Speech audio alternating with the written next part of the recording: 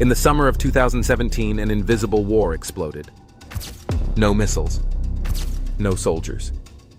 Just lines of code infecting, corrupting, and destroying everything in their path. It began in Ukraine. But within hours, it spread across the globe, bringing down shipping giants, pharmaceutical companies, banks, and even government systems. This was NotPetya, the most devastating cyber attack in modern history. A digital bomb disguised as ransomware, but designed for something far more sinister: destruction. June 27, 2017. It was Ukraine's Constitution Day, a national holiday meant to celebrate independence. But deep inside the country's digital infrastructure, something was about to change forever. Employees across Ukraine opened their computers and saw a black screen with red letters, saying, "Your important files are encrypted." It looked like a typical ransomware attack. Pay up and maybe you'll get your data back. But this wasn't about money.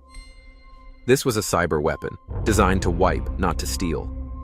Investigators later discovered that the infection started with a software update from a popular Ukrainian accounting program called MEDOC. It was trusted by businesses, government agencies, and international companies working in Ukraine. Hackers had breached MEDOC's update servers, turning the trusted software into a Trojan horse.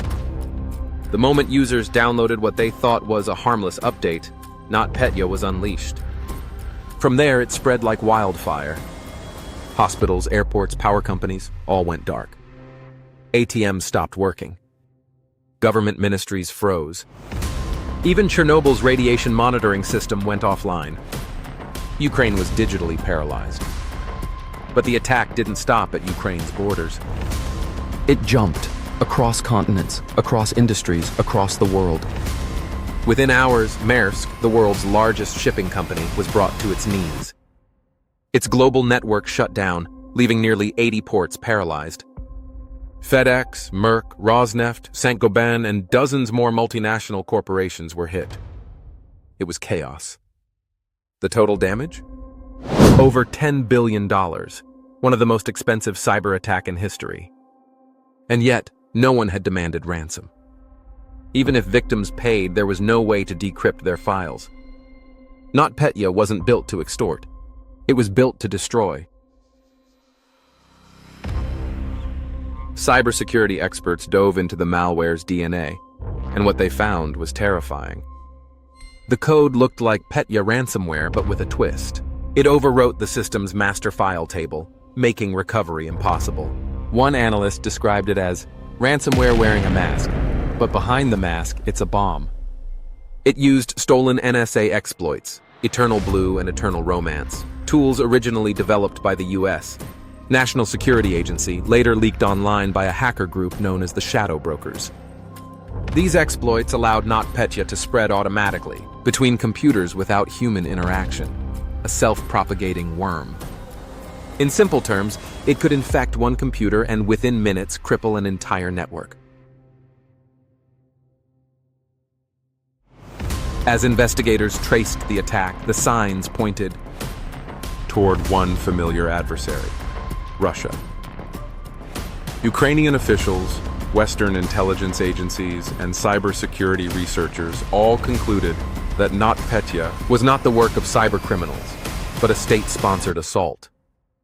The malware targeted Ukrainian systems first, from government offices to banks and utilities, before spreading worldwide.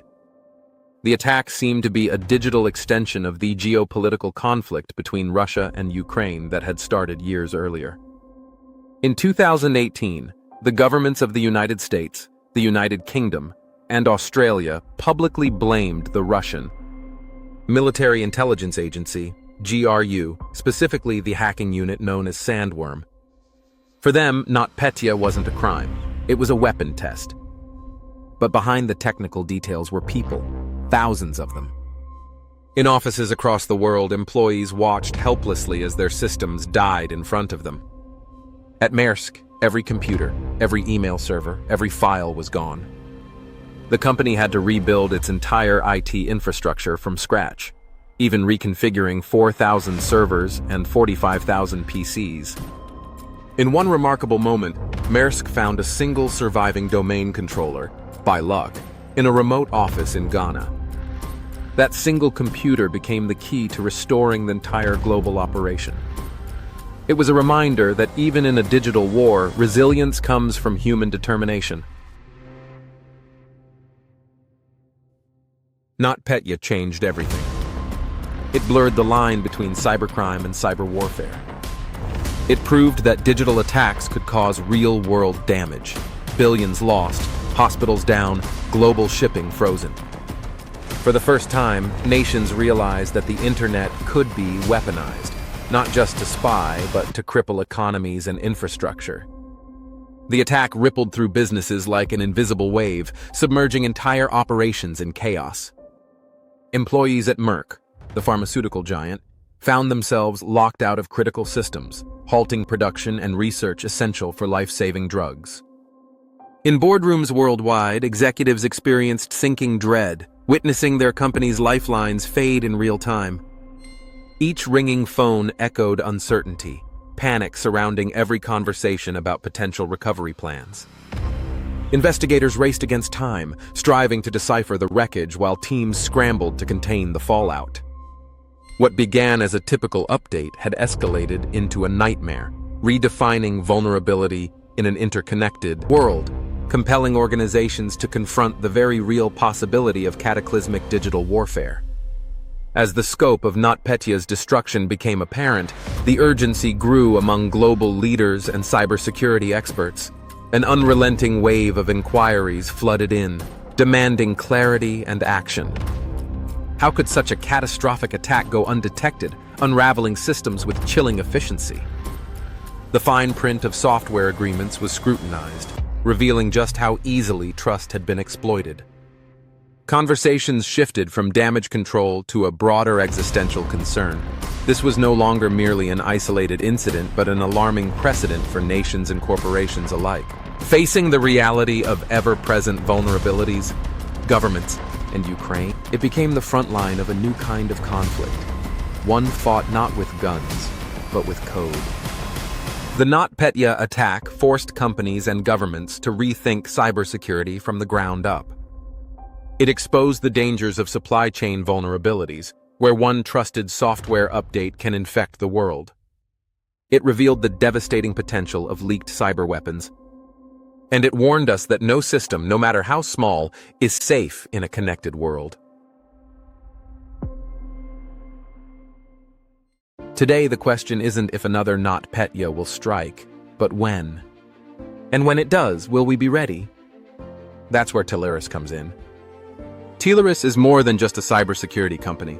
It's a digital defense ecosystem built to protect businesses, infrastructures, and governments from the evolving threats of cyber warfare.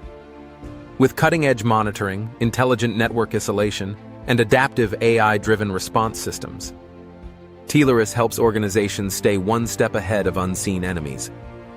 Because in a world where cyber weapons can crash economies, security isn't optional, it's survival. Protect your systems. Secure your data. Defend your world. Choose Telarus, because the next cyber war has already begun. From the ashes of NotPetya came a warning that still echoes today. One virus. One update. One moment, and the world changed forever. The story of NotPetya is not just about the past. It's a glimpse into the future of warfare, where the battlefield is digital and everyone is a target. The only question left is how prepared we'll be.